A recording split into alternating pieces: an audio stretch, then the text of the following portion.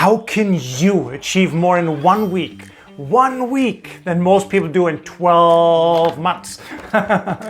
How can you do it? Let's find out.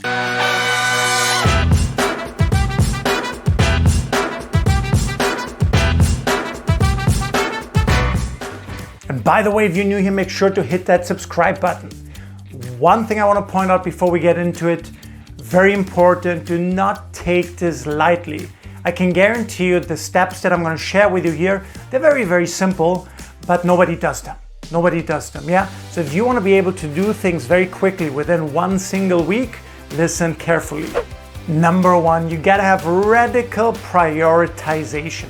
Really, really radical. You got to ask yourself, okay, in this 1 week, what is the number 1 outcome that I want to create, yeah? Or in some special cases, maybe the top 3, yeah? If the one outcome has different elements to it.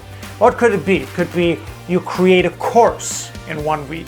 It could be you create a website or a funnel in 1 week, a new product in 1 week, yeah? An entire marketing campaign for the rest of the year in 1 week. Yeah, whatever it might be, you gotta have radical prioritization.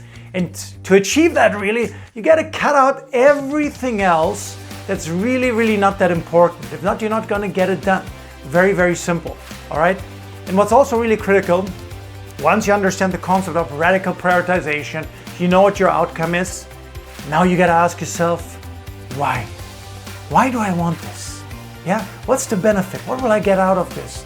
Why do I want this? Make a list of all the reasons, all right? So after you stop this video, press the stop button, determine what your outcome is, and decide your whys. Number 2, eliminate everything, literally everything, yeah? Whatever is not related to your core outcome, the number 1 outcome you want to achieve this week, get rid of it at least for this week, okay? Get completely rid of it, eliminate it from your schedule completely. So a couple of examples. Social media, out, yeah? People not related to your outcome, sorry, but out. All right, news, definitely out. And if you don't know exactly what all your distractions, interruptions, where they're coming from, just use the 80-20 principle, the 80-20 rule, yeah? Which basically states that usually 20% of all the activities we do lead to 80% of the outcomes. Which also means that 80% of what we do, which is the garbage stuff, it's not that important, they only create 20% of the results in our life. So for you as well, yeah, make a list. Maybe before your big week, you want to have a couple of days at least, write everything down you do in a day, and then just ask yourself, does this belong to high priority actions, or is this just an interruption or something that I actually don't need? And then eliminate it. Number 3, you want to time block your week. Very, very simple. Every single day you want to plan the same way. About 90-minute focus time and then 15 to 20-minute break. Yeah, 90-minute focus time, whatever you got to create for your outcome, 10, 15, 20-minute break in the middle. Yes? And by the way, this is the one time when you can, you know, watch your Netflix or do your games. Because it's very critical. If you from beginning to end only keep working, the longer you do it, the more your productivity will actually drop. You need breaks to mentally recharge. You have to think like a Formula 1 car. 90 minutes, boom, 10, 15, 20 minutes pit stop. And in those breaks, you really want to relax, yeah? Might be a game, might be watching a little bit of Netflix, it might be meditation, yeah? Whatever is good for you. But it's so critical that you really cut out everything else and you focus completely in this time blocking way. Number 4, delegate.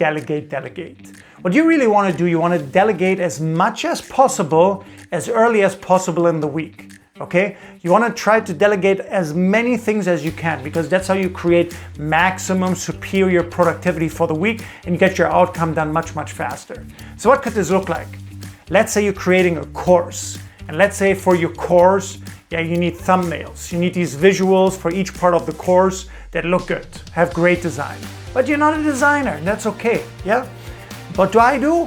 I just, from Monday, yeah, I create what I want on each of the thumbnails. I create what I want on each of the designs. I send it over to my designer. I know she's gonna take 3, 4, 5 days. That's why I do all the delegation stuff on the first day. Yeah, it's so critical. Now, just in case, if you're not there yet, yes, sometimes you need brainstorming on day 1, okay? And then maybe by day 2 or by day 3, then you're ready, you know what contents you want on each of the modules for the thumbnails. Again, then as fast as you can, send it over to your designer.